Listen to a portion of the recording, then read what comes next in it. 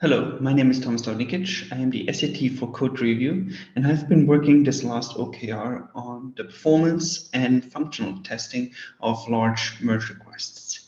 In this video, I want to show you a little bit more about the functional testing of large merge requests, especially about how it is set up, how you can execute a test, and finally, how the setup can be expanded, as well as on what pipelines it is currently running.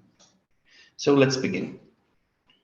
First off, I would like to share my screen and show you what example project I've been using to actually facilitate the large merge request. So I've created a large project, which is more or less the same project that we have on the performance side. The only difference is, since this needs to be exported and added to our main GitLab project, it was a bit too large. With a bit, I mean it was like a gigabyte large. So to reduce the size, I have stripped every single file that is not later changed in the merge request, which means that now the new exported file size is about 200 kilobytes. So if you look on the left side, you can see there is one single merge request called large merge request, and it more or less copies everything that the functional merge request test uses. I have to facilitate the comment section. I have just used dummy text, but copy pasted it so that it has the same amount. The main difference here to the performance test is that in this case, the merge request is not merged, which means it can be used to be merged and test this functionality as well. And also all the threads are not resolved. So this also adds another layer of testing to see if this also changes anything. In the files changed, every single file that is in this project is being changed. There is one single file that is added additionally to the normal 187 files. And this one is the last file in this list, which is the added file and then 8 times 0 .text. This peculiar file is added because a normal fabrication of a merge request in our functional tests normally adds this file. It contains like just a text which says file edit. And this makes it easier for us when we switch the context and say, okay, we want to test the large merge request, to actually use this file still, because it has the same content and we don't need to change any settings in the normal test procedure. We can use all tests as they are. So now I want to show what pipelines this is using. Currently, this is only being tested in the master pipeline, which means every time you have a merge request, you can actually trigger the large merge request test. It is in the QA testing pipeline. You can see it here. It's, in this case, Enterprise Edition Large Setup. And currently it executes one test. There is, as I'm currently recording this, another merge request that adds 2 more tests to it.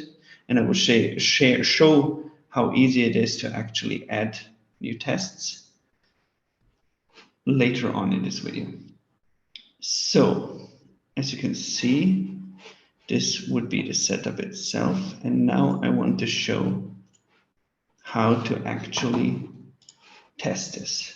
We are now currently in the main GitLab project, specifically in the QA folder of the main GitLab project. And what I'm going to show you now is this is the command to actually execute the test. In this case, it executes against my instance. As you can see, if you ever have run the normal GitLab functional testing suite, you can see that this is more or less the same command that you would normally use. Of course, you can skip this initial part here, which is from the bundle execute bin QA. To to the GitLab QA gem. Now, the only difference here to if you want to run every single test is that you add the tag can use large setup. This is because if we now open the file, I think it should be this one. Yes. You can see that the test itself only has this single tag here, which is added. And that already tells the suite everything it needs, that this test can be run using a large merge request. The main difference and how it differentiates itself is that we here use the merge request fabricate via API command. And the fabricate via API command normally is something that creates a test using the API by the merge request via the API by creating a project and then a merge request inside this project, all serially while the test is running.